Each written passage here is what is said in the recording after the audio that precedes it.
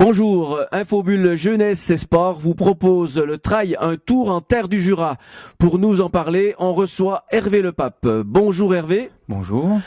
Alors Hervé, pourquoi l'appellation le trail un Tour en Terre du Jura? Ceci pour deux raisons. La première, c'est que légalement on ne pouvait pas utiliser le terme d'ultra trail puisque c'est une marque qui est déjà déposée. Et deuxièmement, on voulait garder quelque chose qui était fortement connoté régionalement. Donc c'est pour ça qu'on a trouvé ce terme-là. Très bien. Et donc il y a une association qui existe? Oui, il y a une association qui a été fondée juste pour la mise en place de cette course. À la base, c'était des coureurs de Saint-Claude et des gens de Sémoncel qui font toujours partie des trailers des Sept-Monts. Donc ça a été un projet commun et on est la seule course de ce type-là sur toute la Franche-Comté. Et donc pour toi, quel est ton rôle dans cette organisation? Alors moi je suis trésorier tout le long de l'année et durant la course, je m'occupe tout particulièrement de tout ce qui est un peu logistique entre guillemets, repas et voilà, achat du ravitaillement et voilà. Et tu participes pas donc à ce trail? Non, parce que je serai très occupé durant ce week-end. Et donc, par contre, je pense que tu participes à d'autres trails. Oui, je fais des trails dans le courant de l'année. J'ai fait le trail des Forts de Besançon, et puis début juin avec un ami de Sémoncel, on part sur Madère pour faire la traversée de l'île. Donc après, c'est une organisation comme tu l'as dit qui est assez lourde. Peux-tu nous en parler un petit peu, le nombre de personnes? Alors il y aura 250 personnes sur l'intégrale, c'est-à-dire sur l'ensemble du week-end, je dirais pour schématiser sur les 2 fois 50 le samedi et le dimanche. Et puis pour l'instant, on doit être à une quinzaine de participants pour le relais. C'est-à-dire que la nouveauté cette année, c'est que il y a la possibilité de faire un relais. Une personne peut faire le samedi et l'équipier peut faire le dimanche. Voilà, c'est la nouveauté de cette année. Donc là, les téléspectateurs aimeraient peut-être savoir qu'est-ce qu'un trail? Alors, vaste programme. Le trail, ça se définit par une course. En fait, c'est une course nature. Bon, sauf que maintenant, on trouve quelques trails urbains qui s'apparentent pas à un marathon. Mais bon, le trail, c'est une course nature qui, en règle générale, commence aux alentours d'une vingtaine de kilomètres et peut aller jusqu'à 300-400 kilomètres. La différence avec un marathon, c'est qu'en règle générale, il y a une semi-autonomie. C'est-à-dire que les gens doivent prendre en charge une partie de leur ravitaillement. Ce qui n'est pas le cas dans un marathon où il y a environ un ravitaillement tous les 5 kilomètres. Donc voilà, c'est des courses beaucoup plus rapides qu'un trail.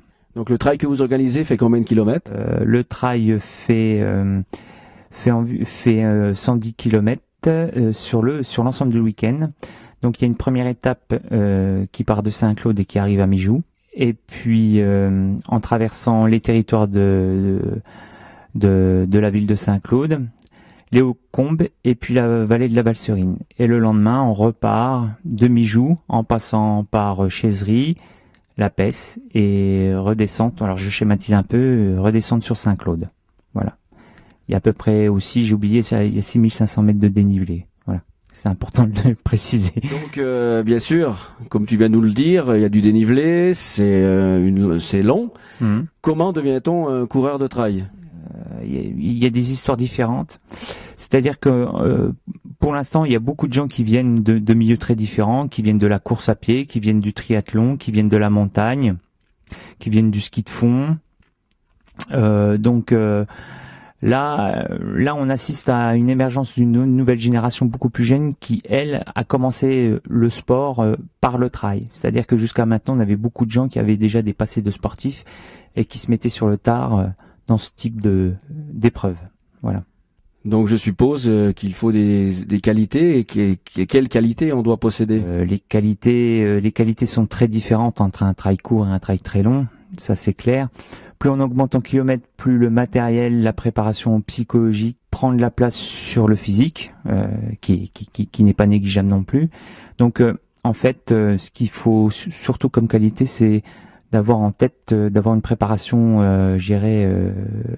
très large, c'est-à-dire faire de la course à pied, mais faire aussi un peu de musculation, du vélo et faire un entraînement assez complet. Donc les exigences aussi de... Les exigences, elles sont nombreuses. C'est-à-dire qu'il faut à la fois, faut savoir courir. Ça, je pense que c'est du domaine de beaucoup de gens. Mais il y a aussi une résistance à la douleur, savoir gérer une nuit. Il y a beaucoup de choses qui se juxtaposent au fur et à mesure où on augmente les kilomètres. Et donc tu parles de matériel. Quel matériel est important? Alors il y a le matériel qui est en règle générale qui est obligatoire dans chaque course, surtout dans les courses très longues. On est amené à avoir un matériel obligatoire qui est souvent un peu de ravitaillement, de l'eau, des bâtons, une frontale. Et puis il y a le matériel que nous on rajoute. Alors c'est souvent l'expérience qui parle. C'est-à-dire qu'au fur et à mesure qu'on pratique ce type de sport, on arrive à adapter notre matériel et notre entraînement par rapport à l'effort donné. Alors revenons sur ce trail. Le soir, il s'arrête ou il continue toute la nuit? Alors c'est vrai qu'à l'heure actuelle, la plupart des ultra-trails continuent, je dirais, sur 24 ou 30 heures. Nous on fait un stop d'une nuit à Mijou, ce qui nous permet de gagner pas mal en convivialité. C'est vrai que la première épreuve qui a eu lieu l'an dernier a quand même validé un peu notre façon de voir les choses, dans le sens où on a eu beaucoup de retours de la part des coureurs qui nous disaient qu'ils avaient beaucoup apprécié ce moment de convivialité à Mijou. Donc ce qui veut dire que votre trail est différent des autres. On veut éviter de prendre trop d'ampleur. On veut surtout essayer de faire connaître les sentiers de la région, tout en sachant que c'est vrai que on pense que beaucoup de sentiers sont sous-exploités sur la région. Et c'est vrai que rien que la région de Saint-Claude permet quand même de s'amuser quand même pas mal de temps. D'ailleurs, la première journée le prouve. Et souvent, les concurrents l'an dernier ont quand même été fort éprouvés de faire cette petite boucle autour du Bayard, Chabot, Fresnois. Ils en gardent certains de pas très bons souvenirs. Ouais. Et donc le parcours, il est jalonné? Donc il y a un pré-balisage qui est fait, que l'on fait en amont. Et puis je dirais la semaine, voire plutôt les jours qui précèdent, 2 à 3 jours qui précèdent l'épreuve, on fait un balisage via une rubalise, quoi. Ok, merci Hervé, et puis moi je souhaite un bon trail, un tour en terre du Jura encore, et que ça se prolonge de longues années encore. Ok, voilà, merci.